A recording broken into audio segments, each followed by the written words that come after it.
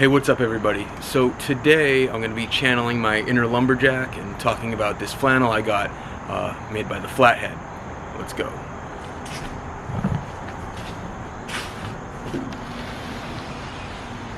I always thought of the flannel as something that just kind of is what it is, and I think that most people by default do. Part of the appeal is that they're part of the whole workwear thing. They're generally thought of as being utilitarian. They're kind of rough around the edges. They just are what they are, and a flannel is a flannel. And I used to say that, I used to think that. In the same way that some people say pizza is pizza. There's some truth to that, I get it. But at the same time, it's not really giving you the whole picture. So for example, you wouldn't say a slice from Domino's is the same thing as a slice from, let's say, Joe's Famous in New York City. And you wouldn't say that a flannel from The Gap or J. Crew is the same thing as a flannel from the Flathead. It's just two entirely different products. The Flathead is a small Japanese brand. Their motto, which you could find on the tags of some of their stuff, is "We are particular about our clothes." Their brand is kind of based on their own individual interpretation of 1950s Americana. Their attention to detail is really pretty amazing, which I hope you could kind of appreciate from some of this B-roll footage. What I really like about brands like the Flathead is that it's very, very high quality stuff, and you can really appreciate it more and more as the days go by and you wear it more and more. But it also doesn't come off as, hey, yo, look at me, this is my shirt. You know, it's not that kind of brand. It's definitely dope, but flies under the radar. But you can't really notice it from a distance nearly as well as when you get a little closer here. The weave, the details, like the complexity of the pattern, also extremely tightly woven. So it does really well in the colder months with like keeping the wind out and all that stuff.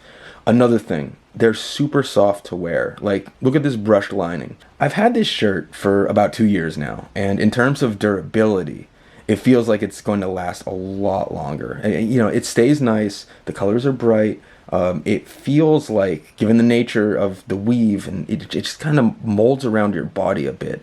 It's almost like selvage denim. It actually kind of feels like that a little bit. I do have one complaint though. I really don't feel that these buttons are sewn on well enough. I'm not saying any have come off, but I'm just saying that the stitching on them doesn't really instill confidence. If you ever put a shirt on by another Japanese brand that I like a lot called Ironheart, it feels like the buttons are practically cemented on.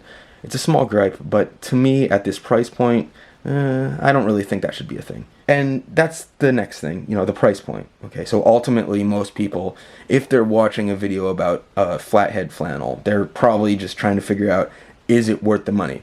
Okay, honestly, I don't know. Here's a 10-year-old J. Crew flannel. I got it for 30 bucks. Those are pre-pandemic 30 bucks. Pre-inflation, all that stuff. But it's still about 1/10 the cost of what a Flathead costs today. Both of them do the job. You know, there's no question about that. That being said, when you hold these things, like, the difference is, you know, definitely phenomenal. 10 times the cost phenomenal? That's kind of up to you. Overall, I would give this piece a B. I'm not trying to build a closet full of Flathead stuff. It's tempting. And if I had you money, maybe I would. But, you know, right now I can't really afford that. I snagged one on sale, and the sales are very rare. So if you're trying to snipe one, just kind of be aware. I got it from Corlection in Australia, and I was a little bit worried, you know, because I'm an American ordering from overseas, a store that I never really, you know, heard of before. But they were awesome. Ultra lightning fast shipping. I mean, so yeah, it's super warm. It honestly works like an outer layer down to about the mid 40s. You know, it depends on what you're doing.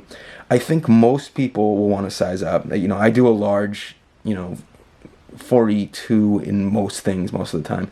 This is a 44, and, you know, if you want to do the grungy layer thing, you know, maybe you want to size up twice. I don't know, your call. So what do you think? Let us know in the comments, and peace, my dudes.